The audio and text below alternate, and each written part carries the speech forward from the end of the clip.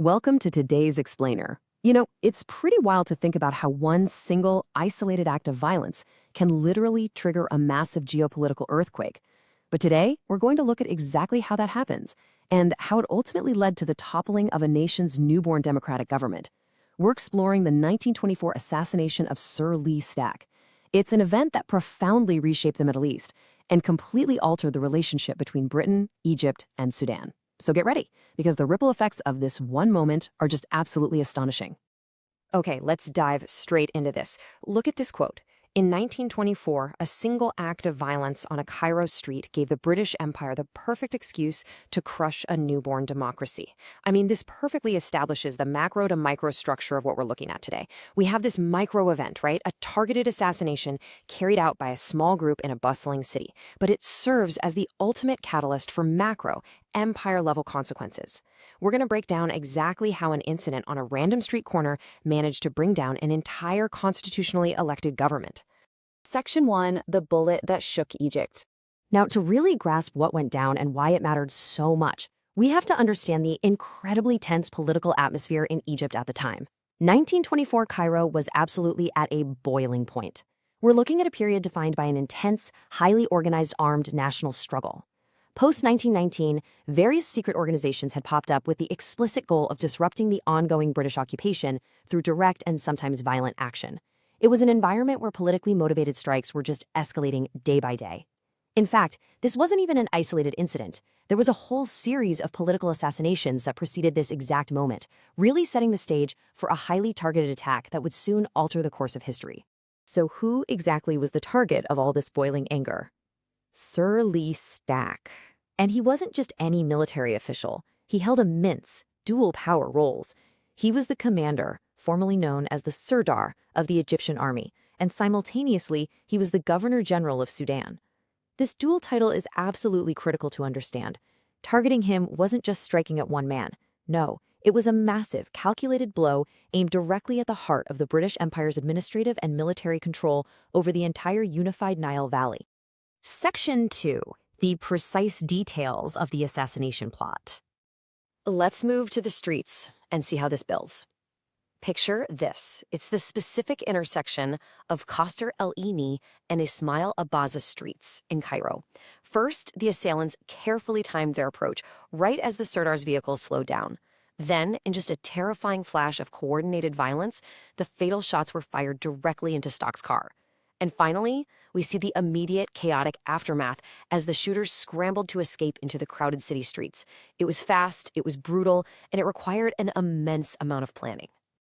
So who pulled this off? Well, the ambush was orchestrated by a clandestine group known as the Black Hand, which was also referred to as the Brotherhood of Solidarity.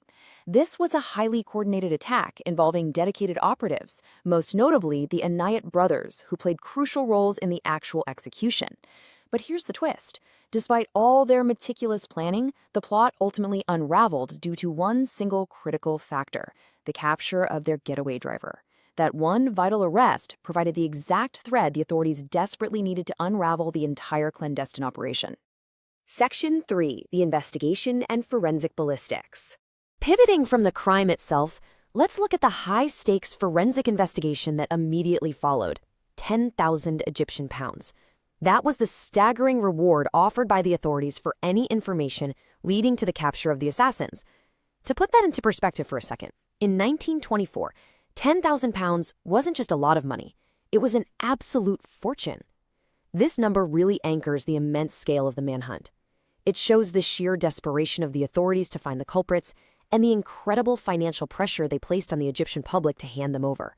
But massive reward money wasn't the only tool they used. They also turned to groundbreaking science. We're talking about the pioneering use of early forensic ballistics, or comparative ballistics. The renowned chemical expert Alfred Lucas used early scientific methods to actually match the seized firearms to the specific bullets recovered from the assassination scene. I find this incredibly fascinating. Think about it. In 1924, using chemical analysis and comparative science to match a bullet to a gun, that was cutting-edge, almost science fiction-level police work back then. They weren't just relying on witness testimony anymore. This was hard, scientific proof linking the exact weapons to the crime. Section 4. Lord Allenby's harsh ultimatum. Okay, so with the culprits identified and the scientific proof in hand, the situation just absolutely exploded politically. The British High Commissioner, Lord Allenby, was furious, but his reaction was highly strategic. He essentially weaponized the crisis to aggressively sever Egypt's administrative and military ties with Sudan. It was a calculated maneuver to solidify British control. His goal wasn't merely seeking justice for the tragic murder of Sir Lee Stack. He leveraged the assassination as a colonial pretext for unprecedented geopolitical gain. And this brilliantly illustrates just how severe the fallout was. The ultimatum conditions were brutal. First, a humiliating official apology to the British Empire. Second, and most devastatingly, the complete and immediate withdrawal of the Egyptian army from Sudan. That effectively handed total military control of the territory right over to the British. And third, allowing unrestricted irrigation waters from Al Jazeera for British agricultural projects, which totally bypassed Egyptian water security concerns. These demands were systematically designed to completely dismantle Egyptian sovereignty in Sudan. Oh, and there was a crushing financial penalty too. A staggering fine of £500,000 Egyptian pounds. This was a calculated move meant to inflict sheer financial devastation and humiliate the newly independent state, heavily reinforcing who truly held the ultimate power in the region. Section 5. The fall of the first democratic government. Now we trace that direct, undeniable line from that street assassination right through the devastating ultimatum. This single crisis utterly shattered the first popularly elected government formed under the newly drafted 1923 Constitution, the WAFT government. Egypt had just taken its first fragile, hard-won steps toward true representative democracy. But this immense external pressure provided the exact breaking point needed to topple it before it could even fully establish its roots.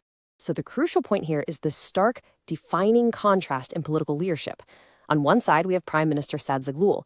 When faced with Allenby's ultimatum, he flatly refused to cede Sudan. Choosing principle and aiming to protect Egyptian sovereignty, he resigned his post rather than capitulate to the humiliating demands. On the exact opposite side, his successor, Ahmed Ziwar Pasha, stepped in and fully complied with every single one of the British directives. Zaghloul's principled resignation marked the bitter end of that first elective government, completely and forever altering the nation's political landscape. Which leaves us with a profound, provocative question to ponder as we wrap up today. How would the trajectory of modern Egypt and Sudan be different if this single pretext hadn't been handed to the British in 1924? If those shots had never been fired at that Cairo intersection, would that newborn Egyptian democracy have survived and thrived? Would the geographical and political map of the entire Nile Valley look entirely different today? It truly goes to show how one micro-event can send unstoppable shockwaves through macro history. Thank you so much for joining me for this explainer, and I hope this leaves you wanting to explore even more about the hidden hinges of our shared history.